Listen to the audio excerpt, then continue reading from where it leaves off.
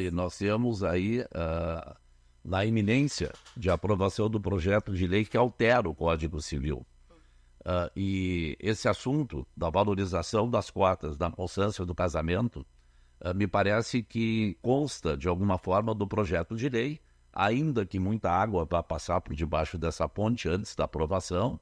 Está se falando no meio jurídico e parlamentar que nós teremos esse Código Civil aprovado esse ano ainda. Sim. Como é que está isso nesse projeto de lei? Qual é a perspectiva do tratamento jurídico dessa situação? Me parece que já há uma linha aí. Né? Sim, já há uma linha, e a linha, ela vem novamente trazendo aquele entendimento lá de 10 anos atrás. Anterior, né? Vamos lá, hoje o entendimento é o de que esse crescimento patrimonial, ele não comunica. Então, isso aí não está considerado num cenário de partilha.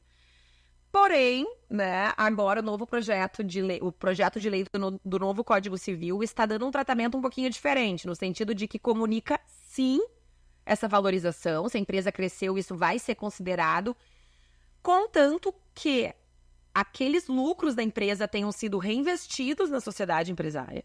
Né? Então, o cônjuge empresário, ele manteve aquele patrimônio estocado ali dentro da empresa, ao invés de retirar aqueles valores e investir na família, na aquisição de bens familiares, ele tenha mantido aquilo na empresa, fazendo com que a empresa, então, crescesse.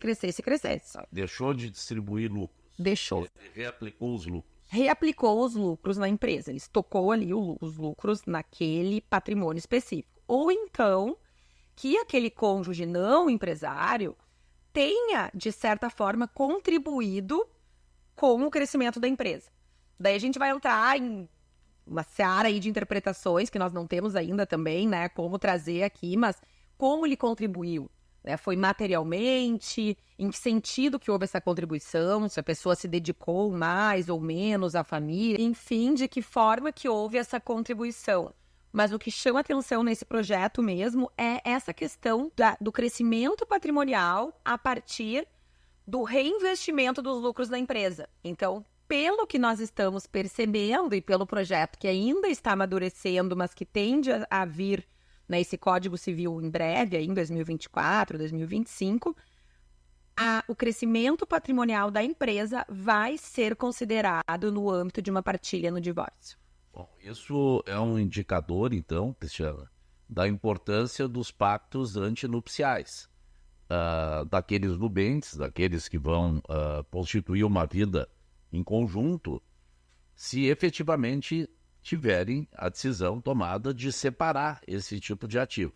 Nós, aliás, vemos que isso é cada vez mais comum, porque é muito frequente noivos, pessoas que vão constituir uma união estável ou um casamento, nos procurarem.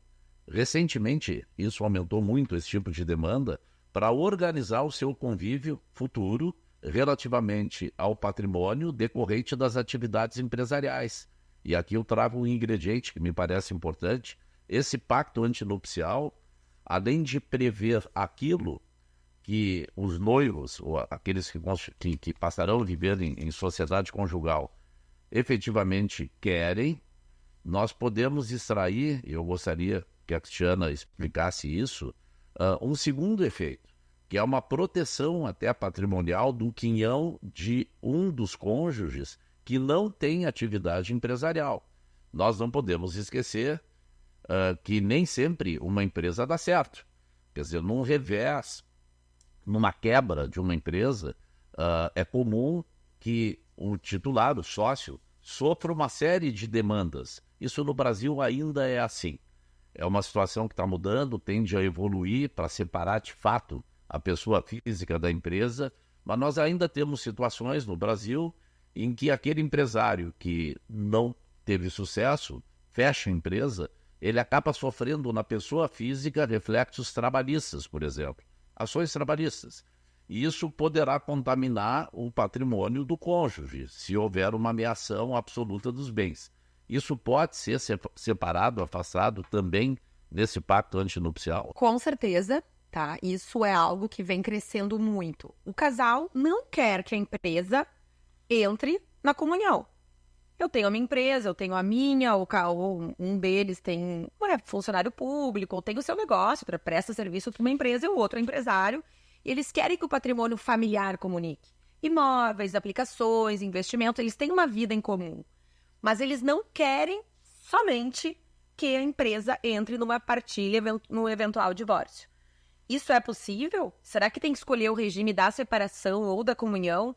Não. Se pode chegar no meio termo, né? A criação de um regime híbrido, mesclando regras de regimes distintos. No sentido de que, com relação aos bens familiares, o regime vai ser o da comunhão parcial. Com relação aos bens da empresa, a empresa ou as empresas, o regime vai ser o da separação total. Isso é possível e muita gente não sabe disso. Muita.